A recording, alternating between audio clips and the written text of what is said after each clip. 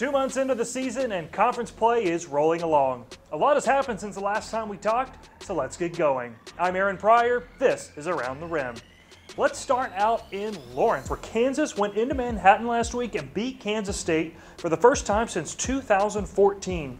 A big part of that, the play of the Jayhawks seniors. Christalah Lyons dropped 20 on Sunday against K-State, putting her through 3 games in conference play at 17.7 points a game. She's had 2 20-point performances, both in conference play this year. She grabbed a career-high 7 boards against the Wildcats, and she's dishing out better than 3 assists per game, which shows just how versatile of a point guard she is. You know, on the offensive end, it's really hard to stay in front of her.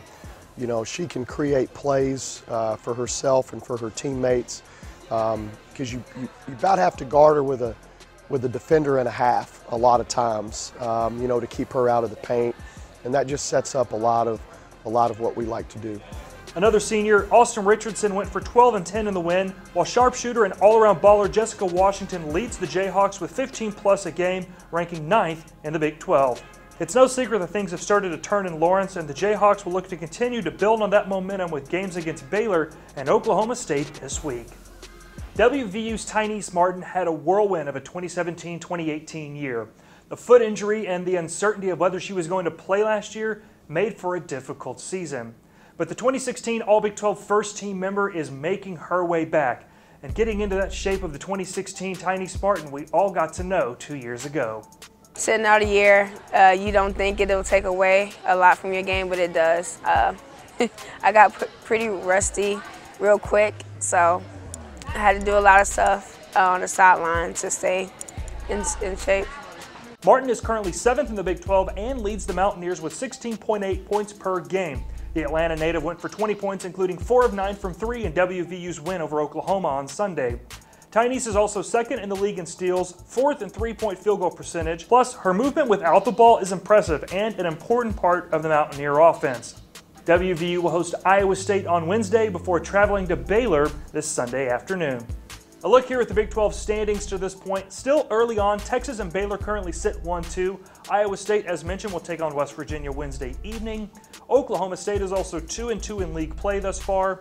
Kansas, TCU, and Texas Tech round out our top 8. Let's talk about one of those teams at the top of the standings, the Texas Longhorns. UT is quietly the 11th ranked team in the country at 14-2 on the year and are currently riding a 7-game win streak. A big part of that, the play of Sug Sutton. After taking over the point guard reins this year, Sutton continues to show out and lead the Longhorns. Sug is currently the only player in the Big 12 in conference play to top 10 in points per game, assists per game, and field goal percentage. Overall, she's top 15 in the country in total assists, and one player Coach Aston is sure glad to have running the point this year.